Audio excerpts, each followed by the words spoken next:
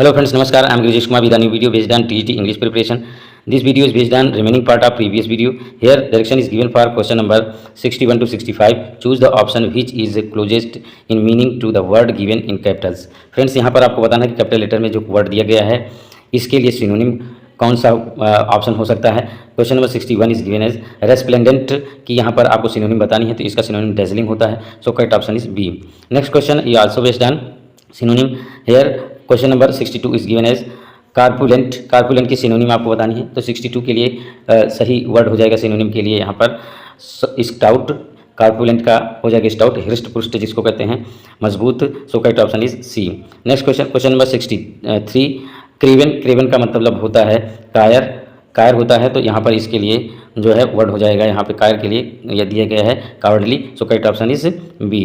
Question number 64 voluble. Voluble के लिए synonym यहाँ पर आपको बताना है, तो इसका हो जाएगा टू आर्ग्यू, बातचीत करना, बातूनी होना। So correct option is C.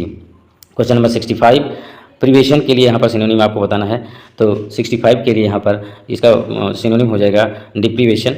So correct option is B. Question number 66 which is based on literature which is as follows. Who in Shakespeare's As You Like It can suck melancholy out of a song। Friends, यहाँ पर आपको बताना है कि Shakespeare की रचना as you like it में कौन होता है जो है मेलानकोली रूप में सॉन्ग को कहता है, सॉन्ग मतलब सुनाता है। तो 66 के लिए यहाँ पर सही आंसर हो जाएगा, यहाँ पर दिया गया है Jaques. So correct option is C. Next question, question number 67 which British university figures in William Wordsworth the Prelude. Friends, यहाँ पर आपको बताना है कि विलियम वर्ड्सवर्थ के द्वारा रचित द प्रिल्यूड किस ब्रिटिश यूनिवर्सिटी फिगर से लिया गया है, तो इसका 67 के लिए आंसर हो जाएगा कैम्ब्रिज। कैम्ब्रिज से लिया गया है। So correct option is C. Question number 68 which one was Milton's favourite. Friends, यहाँ पर आपको बताना है कि मिल्टन की रचनाओं में सबसे फेवरेट कौन सी रचना है इनकी, तो यहाँ पर इसका आंसर दिया गया है paradise regained. So correct option is C. जितनी भी रचनाएं हैं उनमें से पैराडाइज रिगेंट इनकी या अर्थात मिल्टन की सबसे प्रिय रचना है। Question number 69 is in drama an aside is address. Drama में एसाइड जो होता है वो किसके लिए एड्रेस किया जाता है, तो 69 के लिए यहाँ पर आंसर हो जाएगा to an audience by an actor the words so spoken are not meant to be heard by other actors on the stage.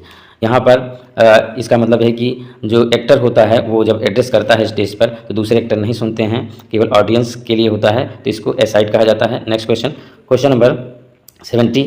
Question number 70 is as follows.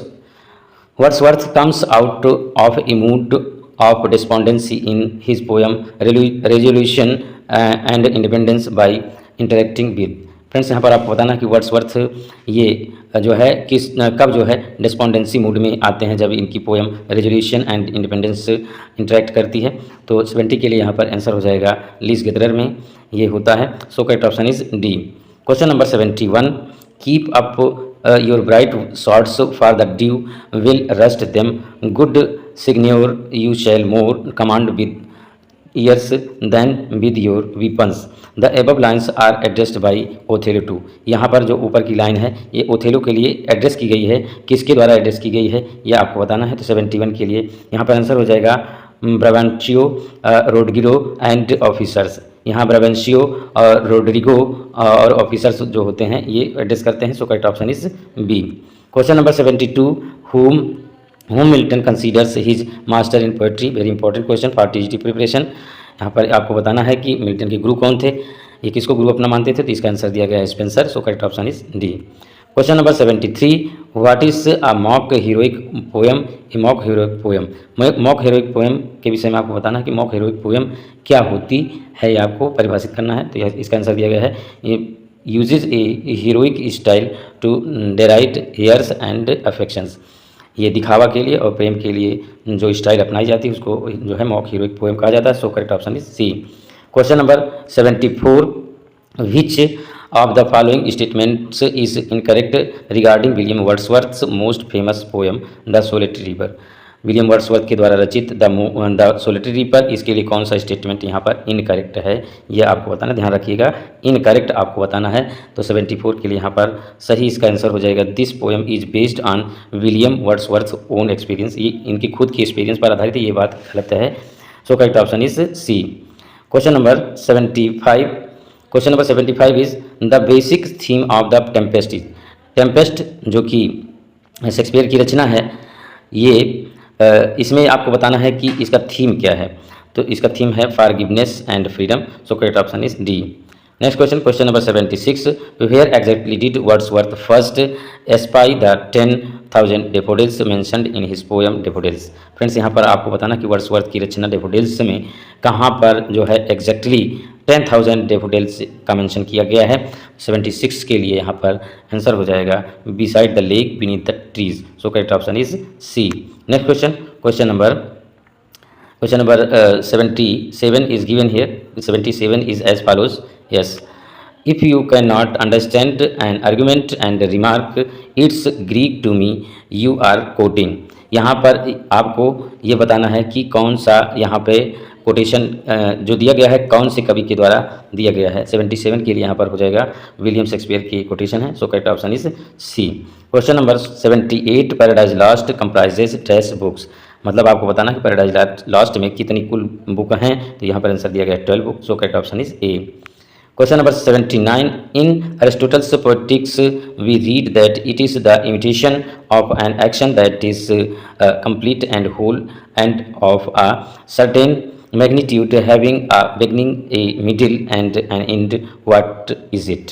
Friends यहाँ पर आपको बताना कि अरिस्टोटल की पोएटिक्स जो है इनका इमिटेशन में एक्शन जो होता है ये पूरी तरह से किस मैग्नीट्यूड में है। तो इस 79 के लिए यहाँ पर आंसर हो जाएगा ट्रेजडी मैग्नीट्यूड में है ये, ट्रेजडी विधा में है। So correct option is A. Next question, question number 80, our birth is but a sleep and a forgetting is a line, ये लाइन कहाँ से ली गई है। 80 के लिए आपको आंसर करना है। तो इमोर्टिलिटी ऑड से ली गई है जो कि विलियम वर्ड्सवर्थ की रचना है। So correct option is C. Next, apart from Mark Antony and Octavius Caesar, who was the third member of triumvirate which ruled Roman Empire in the play Antony and Cleopatra। Friends यहाँ पर आपको बताना है कि एंटोनी और Cleopatra में कौन होता है जो विजय प्राप्त करता है। तो यहाँ पर 81 के लिए आंसर हो जाएगा लेपिडस होता है। So correct option is A. Yes. Next question, question number 82, the Prelude although began as early as 1799 and finished in its first version in 1805 was not published until this। यहाँ पर आपको बताना है friends कि the prelude जो कि 1799 में इसका लेखन कार्य प्रारंभ हुआ और इसी में संपन्न भी हुआ और इसका एडिशन 1805 में पहला है। उसके बाद इसका पब्लिशन जो है ये कब हुआ, तो इसका आंसर आपको बताना है। 82 के लिए यहाँ पर सही आंसर हो जाएगा 1850, यानी कि जब जो है विलियम वर्ड्सवर्थ जी की डेथ हुई तब ये जो है पब्लिश हुआ था। So correct option is D. Question number 83, in Wordsworth's prelude the boy of Winander is affected by, William Wordsworth की रचना प्रिल्यूड में जो लड़का होता है मिनंडर का, ये किससे प्रभावित होता है आपको बताना है। 83 के लिए आंसर हो जाएगा म्यूटनेस, ये गूंगा होता है। So correct option is C. Next question, question number 84, nothing is here for tears, nothing to wail or knock the breast, no weakness, no contempt, dispraise or blame, nothing but will and fear, and what may quiet as us in death so novel fear from these lines taken। ये line कहाँ से ली गई है आपको बताना है। 84 के लिए आंसर हो जाएगा यहाँ पर Samson Agonistes. So correct option is D. Next question, question number 85, where was Hamlet studying when he was summoned to Denmark on the death of his father. Hamlet कहाँ पर अध्ययन कार्य कर रहा था जब इसको अपने पिता की मृत्यु पर डेनमार्क बुलाया गया, ये आपको बताना है। 85 के लिए यहाँ पर आंसर हो जाएगा जर्मनी में ये स्टडी कर रहा था। So correct option is C. Next question, question number 86, a subsidiary or subordinate or parallel plot in a play or story that coexist with the main plot is। आपको बताना है कि सब्सिडियरी या सबऑर्डिनेट या फिर पैरेलल प्लॉट जो play में होता है या स्टोरी में होता है, ये सह अस्तित्व में किस रूप में रहता है? तो यहाँ पर 86 के लिए आंसर हो जाएगा सब प्लॉट, सब प्लॉट के रूप में ही रहता है। So correct option is D. Next question, question number 87। 87 is as follows. In Shakespeare's Macbeth, who is Ross referring to when he uses the description Bellona's bridegroom? ये Bellona's bridegroom जब ये डिस्क्रिप्शन यूज़ करता है जो है, तो इसका जो है शेक्सपियर की रचना मैकबेथ में कौन ये एक्सप्रेस करता है, आपको बताना है। तो 87 के लिए यहाँ पर आंसर हो जाएगा मैकबेथ स्वयं करता है ऐसा। So correct option is C. Question number 88, Lycidas was written in the memory of. Lycidas ये किसकी यादगार में लिखी गई है, ये आपको बताना है। 88 के लिए यहाँ पर आंसर हो जाएगा एडवर्ड किंग। एडवर्ड किंग के याद में ये लिखी गई है। यहाँ पर एक प्रश्न आपसे मैं पूछना चाहूँगा कि ये लिसिडास किसके द्वारा लिखी गई है। वेरी इजी क्वेश्चन है, कमेंट के माध्यम से आप अवश्य बताएं। Next question, question number 89, what is one of the longest types of poems which has been around for thousands of years. सबसे जो लंबी पोएटिक रचना होती है, कविता में रचना होती है, उसको क्या कहा जाता है? तो वेरी इजी क्वेश्चन है, वेरी इंपॉर्टेंट। एपिक पोएम कहा जाता है, महाकाव्य जिसको हम कहते हैं। So correct option is B.